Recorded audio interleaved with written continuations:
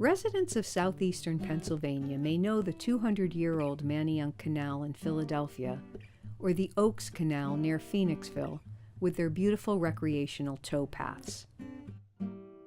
The Oaks Canal even has a restored and operating lock, and the Manayunk Canal has intact lock chambers at both ends.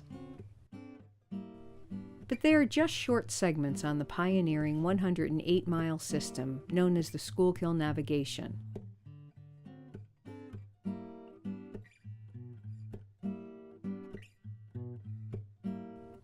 Most of the canal sections and locks are abandoned, overgrown, filled, or buried up to their capstones in the yards of old lock tenders' houses. The 1890 engineer's profile of the Schuylkill Navigation marks every dam, lock, pool, and canal segment at the time. The profile shows the 618-foot drop from the mountains of Schuylkill County all the way down to tidewater at Fairmount Dam in Philadelphia. The head of the Schuylkill Navigation is in Port Carbon, PA, where Mill Creek joins the Schuylkill River. Dam number 1 of the system was just below this former boat basin. Boats loaded with anthracite coal and other materials were released to tidewater at Fairmount Dam, next to the Fairmount Waterworks. In the 19th century, the Schuylkill Navigation had a profound effect on industry and therefore on water quality in the Schuylkill River Valley and beyond. In the 21st century, a few locks are preserved and open to the public. Many locks, in surprisingly good condition, are hidden on private property. Some locks were partially drowned by the pools of newer 20th century desilting dams. Photographer Sandy Sorleen and several canal historians have explored the abandoned canals extensively.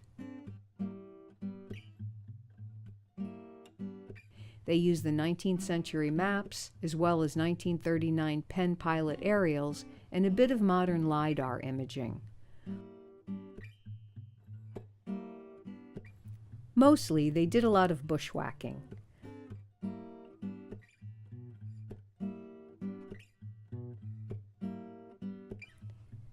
The taming of the river for navigation, the access to anthracite coal in the mountains, and the provision of water power created boomtowns from Pottsville to Reading to Manayunk. But industry also brought terrible pollution to an important drinking water source and fishery. Finally, in the 1940s and 50s, the Commonwealth of Pennsylvania, in partnership with the federal government, launched the Schuylkill River Desilting Project. They dredged the river of its coal silt by dismantling dams and desilting the pools, but they also buried much of the historic infrastructure.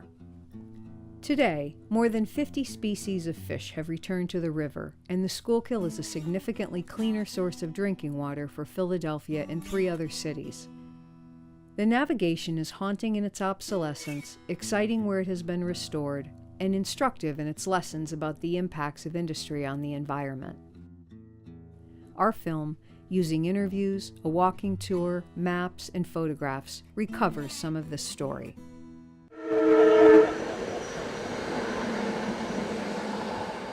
This railroad actually has a lot to do with the Schuylkill Navigation System because it was a threat to the series of canals and slackwater pools that made up the Schuylkill Navigation System, of which the Manayunk Canal is just a small part.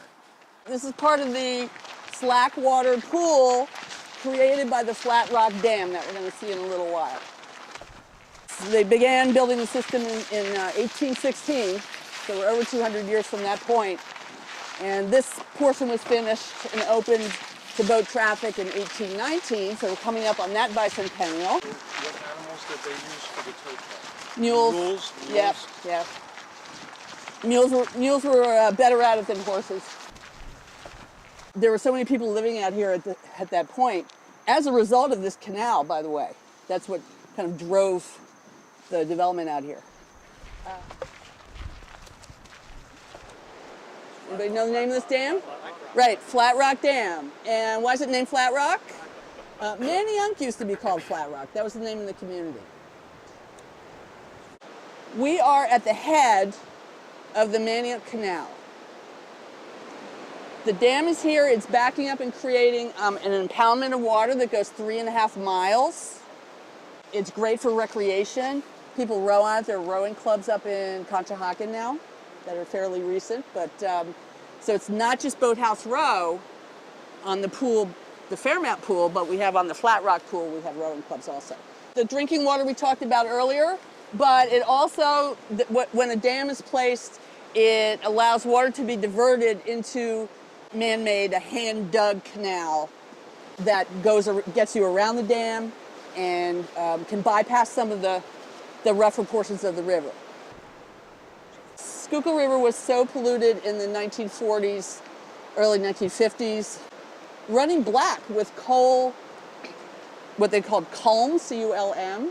It's the silt of the coal. It was backing up behind all the dams, and there were 32 dams in the Schuylkill navigation system. And the river could not clean itself of whatever was being dumped into it. It was before the Clean Water Act. It was really like a black sludge, people say, that recall, and that it smelled, you could smell it all over the city. It might be an osprey. It's an osprey. Yeah. Now we see the cormorants fishing, we see ducks, we see herons fishing, we see ospreys flying over, bald eagle. The fish have come back. We have more than 50 species in the lower Schuylkill now. See that concrete structure? Anybody know what's over there? Hatchery? Close. Fish ladder, I hear fish ladder, and that's right. Out of those 32 dams that were part of the Schuylkill navigation system, there are only 4 left. I have a rowing shell that's an open, very stable open water rowing shell, which is how I fell in love with the Schuylkill River, by the way, was rowing. So that's what recreation could do. It can make you care about your river and your river's environment. Yes, I'm drinking Philadelphia tap water right here. It's delicious. So today, Sandy and I decided to explore down here near the Fairmount Waterworks.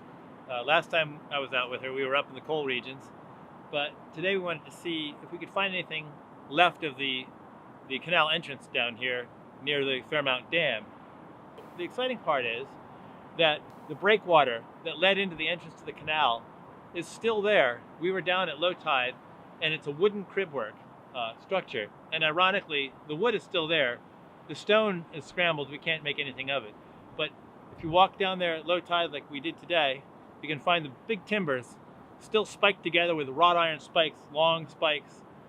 So that was a pretty exciting find. But walking around, we could see that when they changed the roads and they built the new drive, that they filled it. And photographic evidence also shows the former lock, there's photographs of the lockkeeper's house being demolished and everything being filled. But after all these years, since 1822, 24, like hundreds of years, that woodwork is still down there with the wrought iron spikes holding it together. So that's a pretty good find, and I'll go with that. I'm pleased.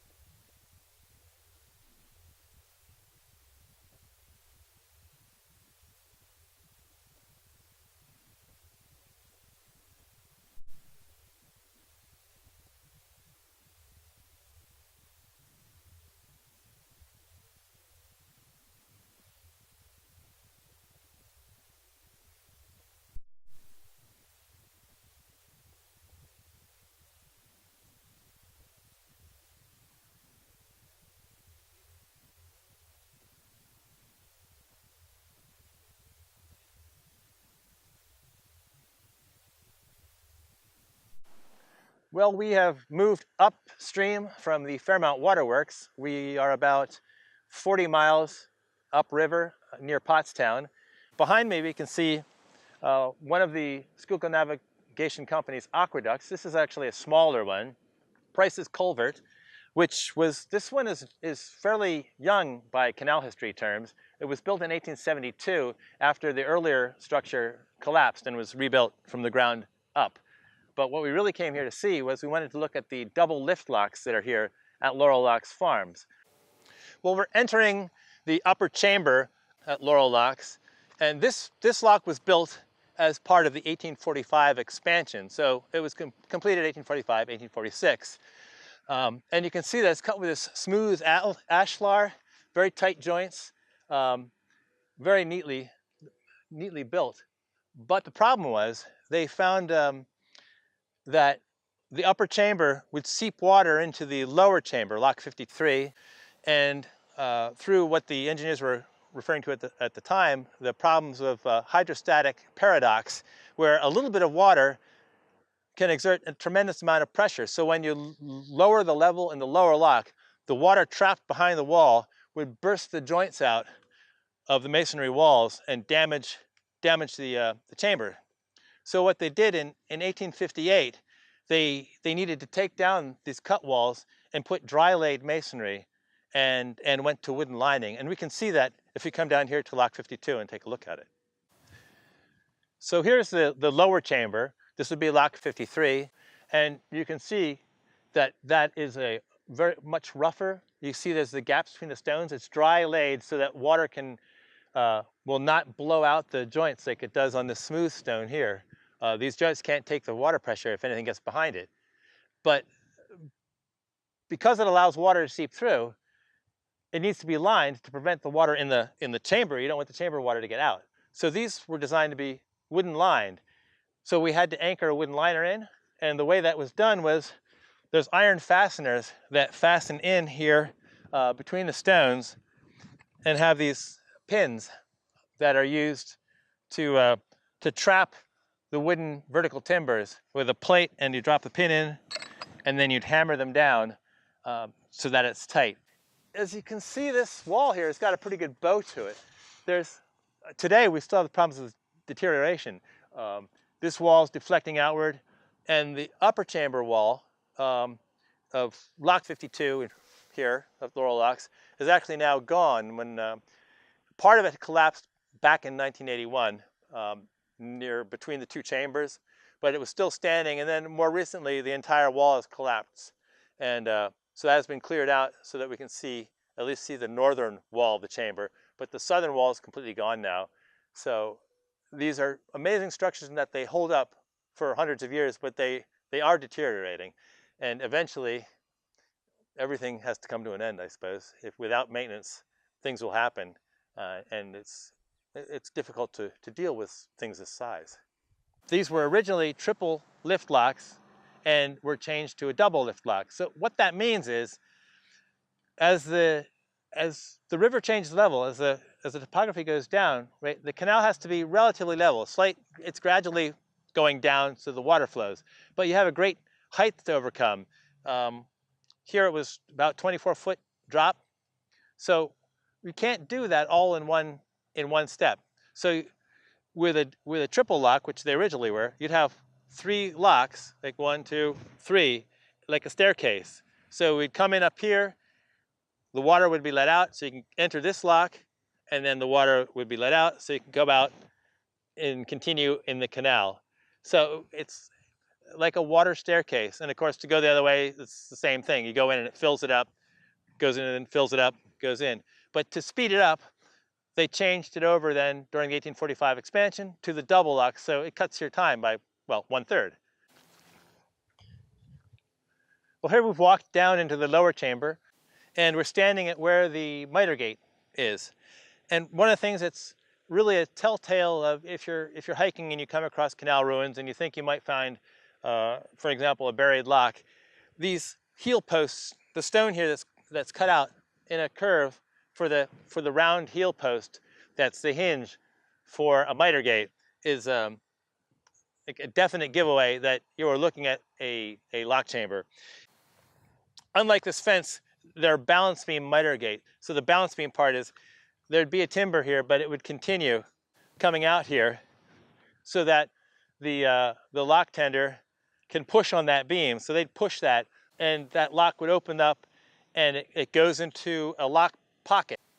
And then closing, the same thing. You take the balance beam and you push it back, and the miter gate comes together. It makes a seal, and your chamber is closed. One of the things that I like here at Laurel Locks is that some of the ironwork from the canal still is here. If we look here, we still have the equipment, part of the equipment to use to operate a horizontal wicket, which are the gates for a drop gate, so that to control the water flow, to allow water to fill the chamber, to lock from one level to the next. And here we can see this would come at the side of the chamber wall with a chain hoist that comes down, so it would wrap around this pulley here to turn the gate. We have another one over here. We can see here's the shaft through here. It's horizontal, so it's actually laying kind of the way it would be. And in this slot here would be where the wooden parts would be, so it could turn and allow the water to flow, or you'd rotate it to close and prevent the water from flowing. And then that's how you regulate the water level in the locked chambers. So it's neat that this stuff is still here. Usually the ironwork is gone, for scrap metal, and it's long, long gone. That's right, a sticky wicket really messes things up.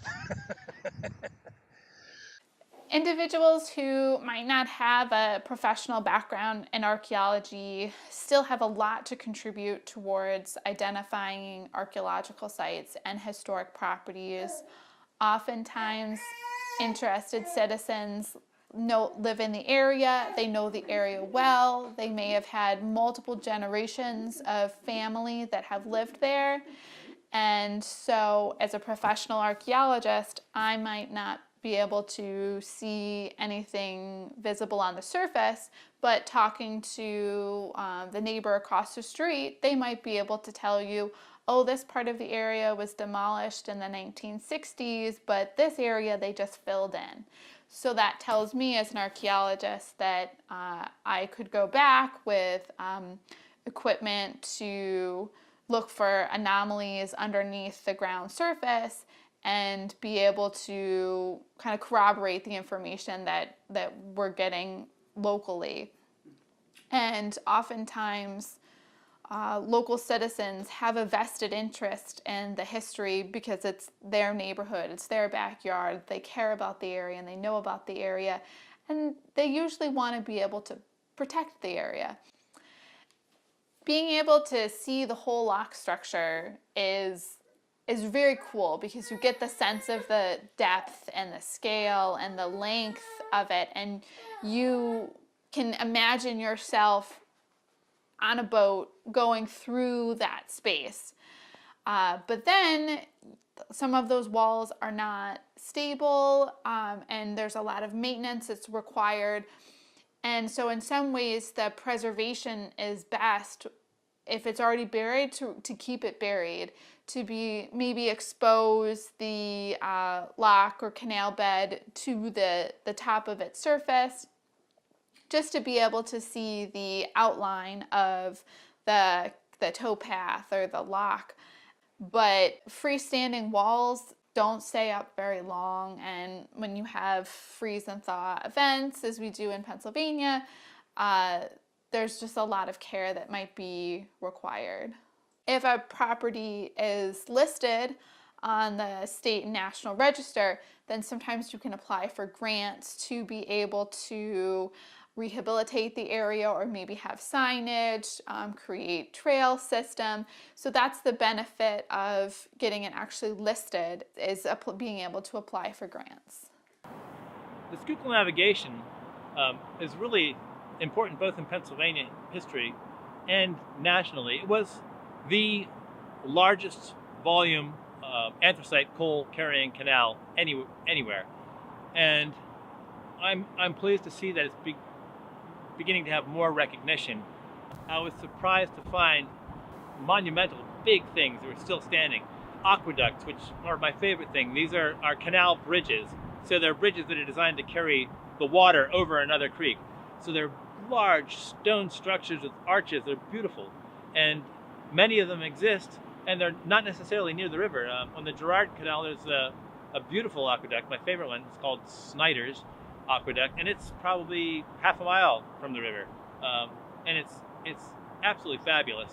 And what you'll see is there's places like there's Towpath Park, and there's trails now that go along both railroad and along the old canal path, and they're fabulous for walking and bike riding. And at the same time, you can take in all this history. You'll see wet marshlands where former dams or former sections of canal have been abandoned and filled with water, and they're teeming with frogs and birds and turtles and all kinds of really wonderful things to see.